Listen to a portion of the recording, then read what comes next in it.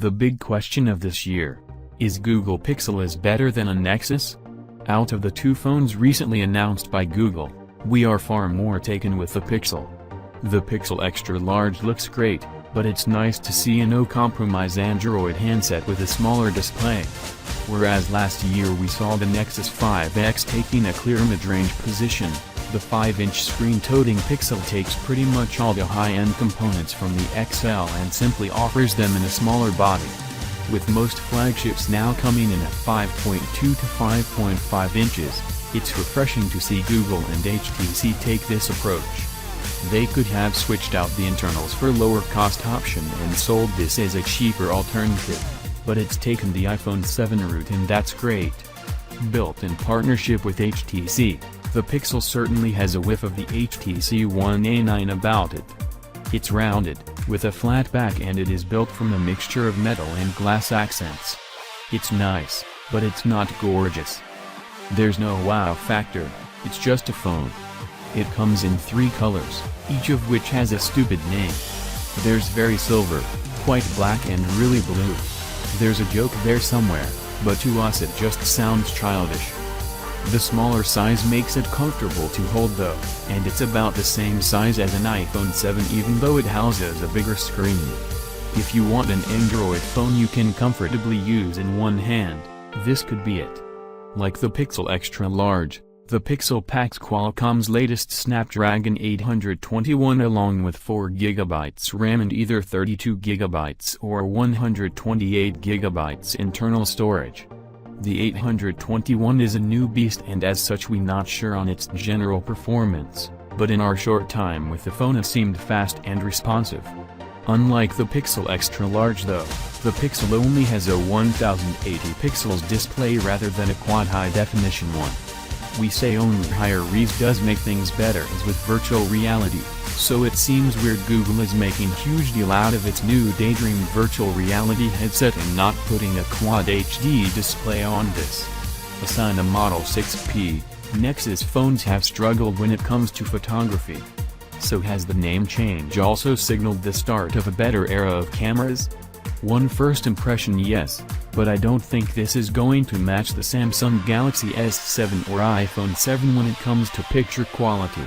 Specs-wise you are looking at an optically stabilized 12-megapixel rear-facing camera, with a secondary 8-megapixels version on the front.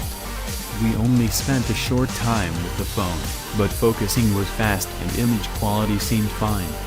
The f2.0 aperture isn't quite as wide as the competition, and that could hamper low-light performance. We have to properly test it out to know for sure though.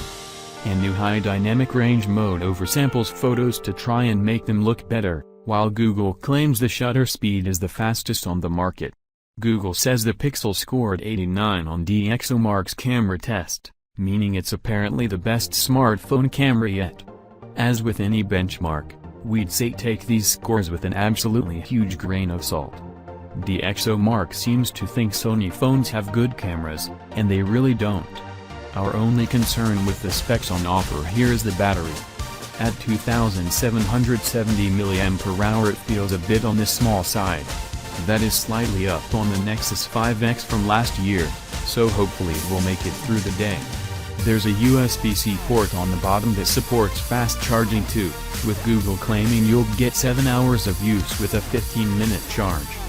The spirit of the Nexus series, and now in turn the Pixel line, is the software approach. While other phones run thick skins overlaid on Android, the software here is as Google intended. But it does seem like the search engine giant has had a bit more fun this time around, adding in what it calls a Pixel launcher. This sits atop Android 7.1 and makes some wholesale changes to the tried and tested formula.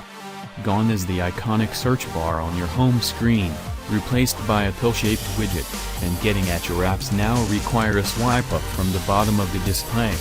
Icons are now circular, which is fine for some, not so for others, and Google now has been replaced with Google Assistant, but it does pretty much the same thing.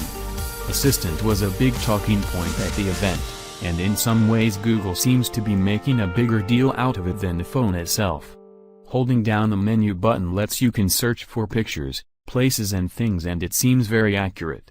It feels like a combination of Google Now of Siri, with the skills of the former and the interface of the latter. It integrates Now on Tab 2, so you can get contextual information depending what's on your screen. Google is also now offering unlimited free full-resolution uploads of Google Photos for your snaps and videos, which makes the fantastic service even more of a no-brainer. There's also Duo and Allo pre-installed, for all your video chat and messaging needs.